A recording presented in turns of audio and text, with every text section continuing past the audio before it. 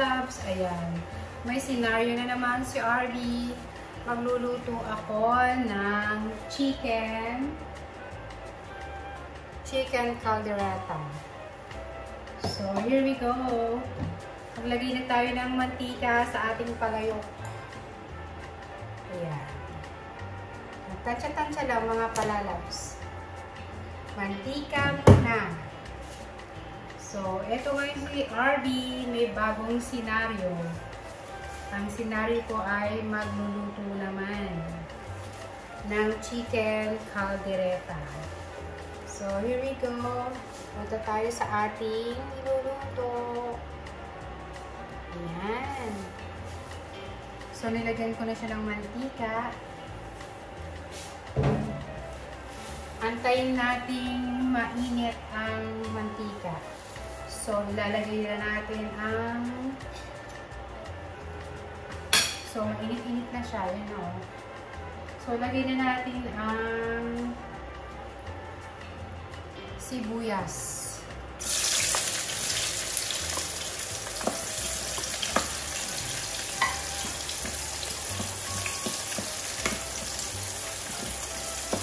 Ayan. Ito naman ang senaryo ni RB ngayon. Magluluto ng chicken caldereta. So, usually, yung mga chicken ang kinakaldereta, yung mga pork, beef, ganyan. Pero, gusto ko ng chicken naman eh. So, lagay na natin ang garlic.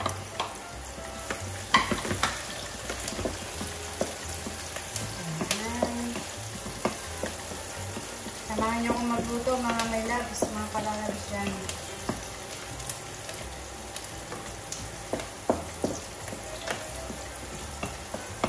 So, kanya-kanyang version yan mga palalabs. Ano? So, ang aking version naman sa chicken caldereta ay kakaiba naman. So, ayan. Medyo mapula-pula na ang garlic at onion. So, lagyan. Ako kasi nilalagyan ko siya ng fresh kamatis. So, yung iba naman, ketchup ang nilalagay nila. Purong ketchup. Pero ako gusto ko ng fresh kamatis. Pero meron din akong ketchup. Lalagyan ko din siya ng UFC ketchup. Mamaya yan konti. So, siyempre lalagyan din natin ng rino. Yan. Chicken liver na rino. Yan. So, ito ang mga ilalahok ko. Siyempre, patatas, carrot, and then, meron ako ditong red pepper yan. Red pepper ako dito na kalahating, yung isang buong red pepper, sinalahati ko siya kasi masyadong malaki. So, since dalawa lang naman kami ni ate sa kain, so kasya na yun, diba? So, ayan. Medyo luto na ang kamatis. Ayan. Tignan yung mga palalabs. Medyo luto na ang kamatis. Ayan.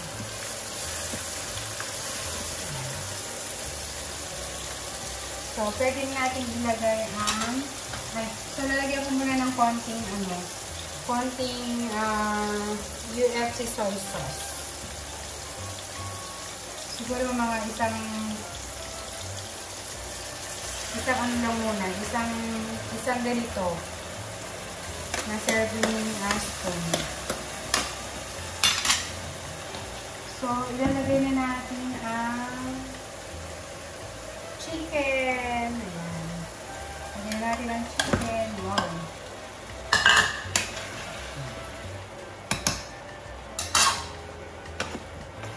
So, ililib natin to ng siguro mga 10 to 15 minutes hanggat maluto ang chicken. Ayan. Ayan. So, takpan muna natin siya ng ililib muna natin siya ng 10 to 15 minutes. So, So, see you later mga palalabs. Ayan, kumukulo na ang aking chicken. Check natin mga palalabs kung ano nalagay ng ating chicken. Yan. Medyo nagbo-brown-brown na siya. Ayan.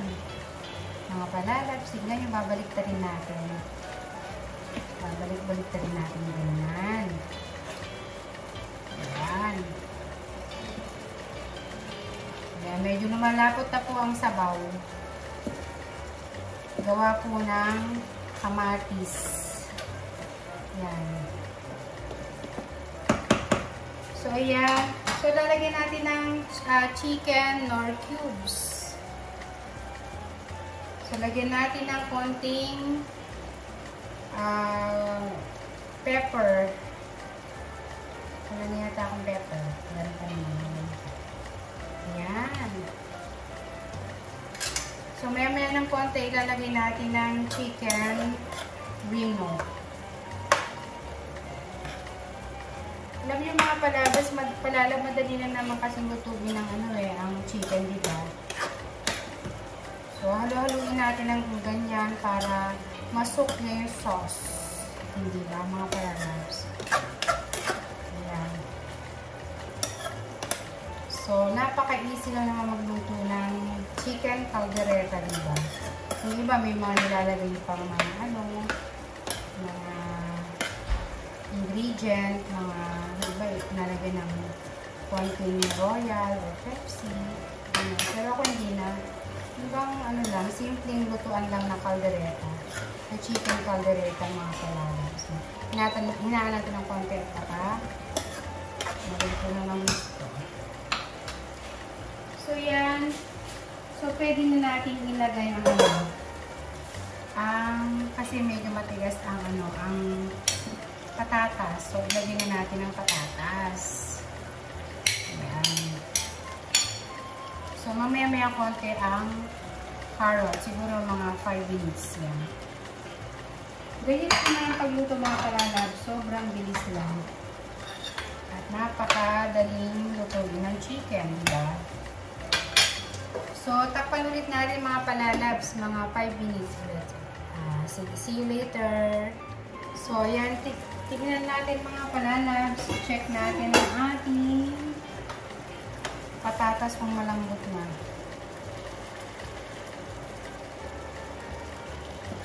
Yan, medyo malambot na rin po siya, pero mga 3 minutes pa. Halo-haluin lang natin na ganyan hanggat sa masangkot siya ang chicken. Yan, ganyan lang. So, medyo matigas pa ang patatas. Siguro mga 5 minutes pa. So, ilalagay na natin ang carrot at saka ang red pepper. So, takpan muna natin ulit. Yan, mga 5 minutes pa ulit mga palalabs. See ya! So, ayan mga palalabs, tingnan natin medyo malambot na or malambot na ang patatas. So, lagay na natin dito itong carrot.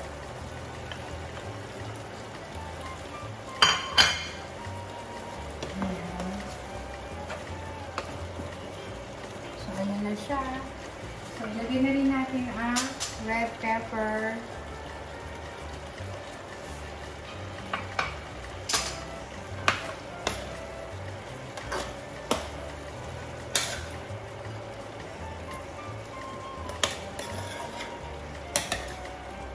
Ayan, ang sarap nga mga palalabs.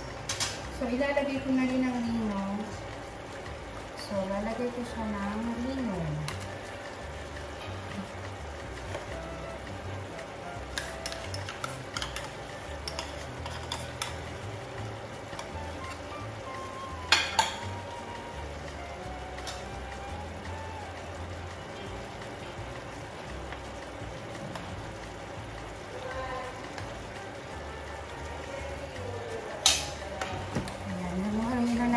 Mga palalabs.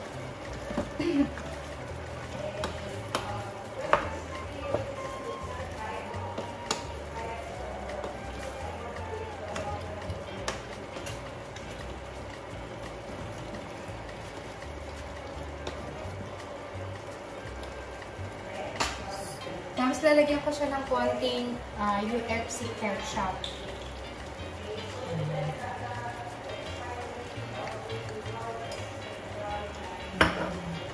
Lagyan ko siya ng UFC, siguro mga 1 kutsara lang na ganito ng UFC ketchup.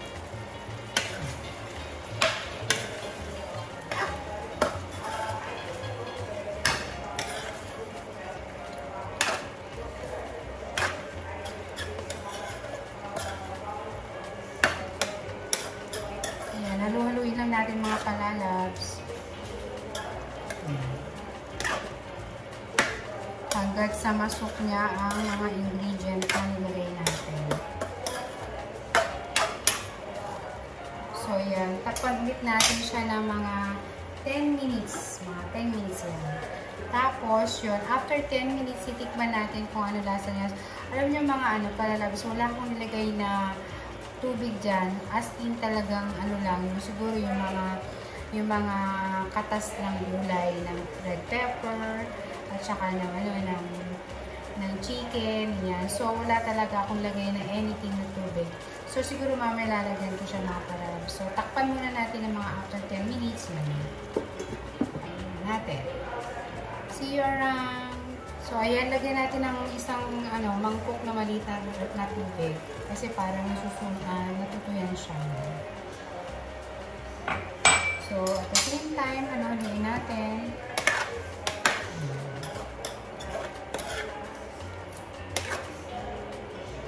So, mamaya, lalagyan ko siya ng spring onion. So, kanya-kanyang version yan mga palalabs. Kasi ako, gusto ko lagyan siya ng spring onion, pero yung iba hindi naman. So, optional lang. Kung gusto nyo lagyan, kung ayaw nyo lagyan, okay lang din. So, ako nalagyan ko siya ng spring onion naman. So, tatakpan ulit natin siya hanggang sa kumulo ulit ng konti. Okay, see ya! So, ayan na mga palalabs. Looks yummy na. Ayan, lagyan ko siya ng isang mangkok na maliit na tubig. Ayan.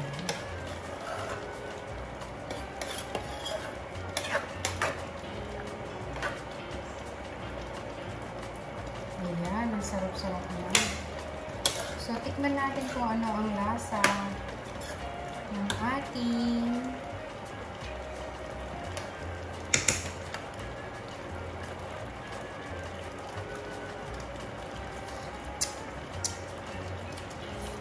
ay, sarap. Lasang kaldereta na. So, ayan. Lalagyan natin ng konting ito, yung spring onion. Ayan.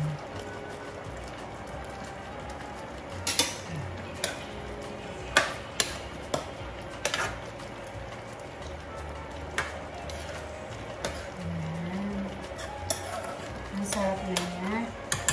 So, takpan natin mga palalabs hanggat mapatuyin natin ng konti ang kanyang sabaw.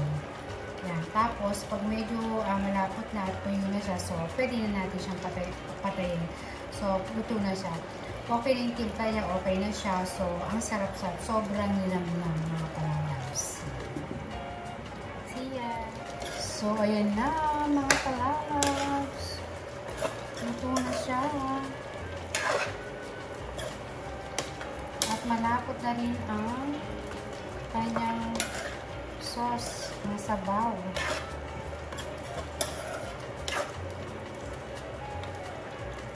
Yan ang mga palalabs.